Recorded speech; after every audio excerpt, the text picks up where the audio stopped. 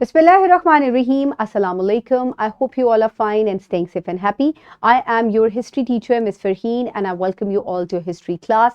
My dear students, हम Greek civilisation के बारे में पढ़ रहे हैं और इस सिविलाइजेशन में एक बहुत ही फेमस नाम है अलेक्जेंडर द ग्रेट, जिसके बारे में हमने प्रीवियस लेक्चर में भी पढ़ा और जो उसकी मुख्तलिफ जंगें हैं और उसका जो कॉन्क्वेस्ट था टुवर्ड्स एशिया और उसका जो एक ख्वाब था पूरी दुनिया को कॉन्कर करने का, वो हम जो है उसके बारे में पढ़ रहे हैं.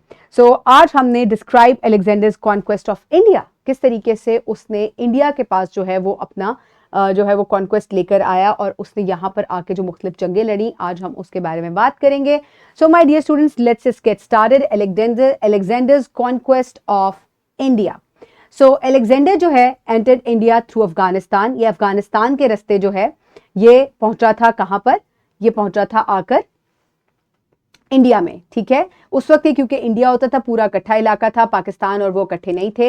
और टेक्सिला का जो इलाका था जो कि पाकिस्तान में पाया जाता है, द रूलर अमाबी सबमिटेड टू हिम. उसने फौरन से कहा कि जी अलेक्जेंडर साहब, मैं जो हूँ आपकी खिदमत में हाजिर हूँ और मैं बिल्कुल भी जो है वो आपसे जो लड़ाई नहीं करूंगा और मैं आपके साथ मिल गया हूँ. सो लेकिन पोरस जो था ये एक बादशाह था वहां पर और उसने जो है अलेक्जेंडर की एंट्री को काफी ज्यादा अपोज किया और इनके दरमियान जो है वो जंग हुई, जिसको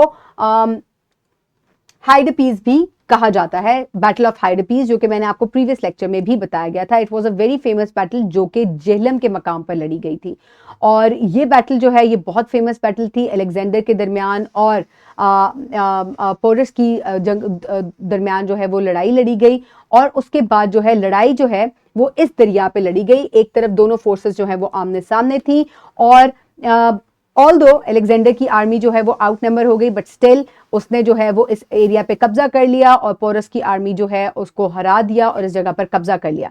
लेकिन अलेक्जेंडर जो है वो एक समझदार बादशाह था और वो बहुत बहादुर था. उसने इस बात को अंडरस्टैंड किया और उसने पोरस को इनाम के तौर पे उसका ये इलाका तमाम वापस कर दिया और उसने कहा कि तुमने बहुत ही you fought very gallantly, very bravely, और मैं तुम्हें ये तुम्हारा इलाका जो है इनाम के तौर पे जो है वो वापस कर देता हूँ.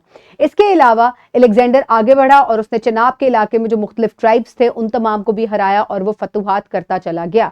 अब जैसे जैसे वो आगे बढ़ रहा था, अलेक्जेंडर की आर्मी बहुत सालों से कॉन्स्टेंटली फाइट कर रही थी. उसकी आर्मी ने आगे बढ़ने से इनकार कर दिया और उसने कहा कि बस अब हम थक चुके हैं. अलेक्जेंडर ने उनको काफी परसुएड करने की कोशिश की कि नहीं, हम आगे लड़ेंगे और हम दुनिया फतह करेंगे, लेकिन this time his army said no और अलेक्जेंडर को अल्टीमेटली वापस जाना पड़ा.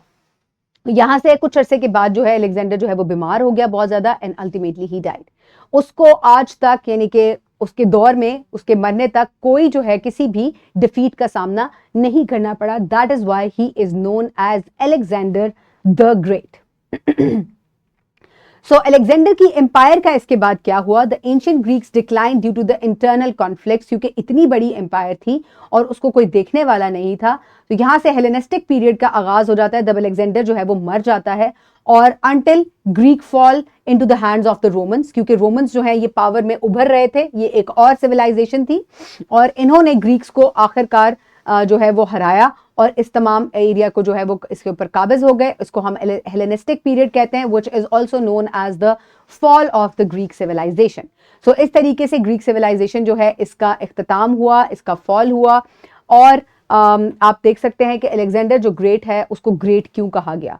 For practice you can download this worksheet from the description box below this video और you can get it in print from by your teacher. Pause the video and quickly finish the worksheet. I hope everybody has finished the worksheet. Now just quickly note down your homework. In your homework, you will have a look at this map and you will point out the areas which were conquered by Alexander the Great. So my dear students, I hope you have enjoyed today's lecture, जिसमें हमने आज Alexander the Great जो है उसकी फतुहात को मुकम्मल किया and we also studied about the decline of the Greek civilization into the hands of Roman civilisation. यानी कि नेक्स्ट लेक्चर में हम रोमन सिविलाइजेशन जो है उसको डिस्कस करेंगे. Stay tuned for the next lecture. Have a great day. Thank you so much and Allah Hafiz.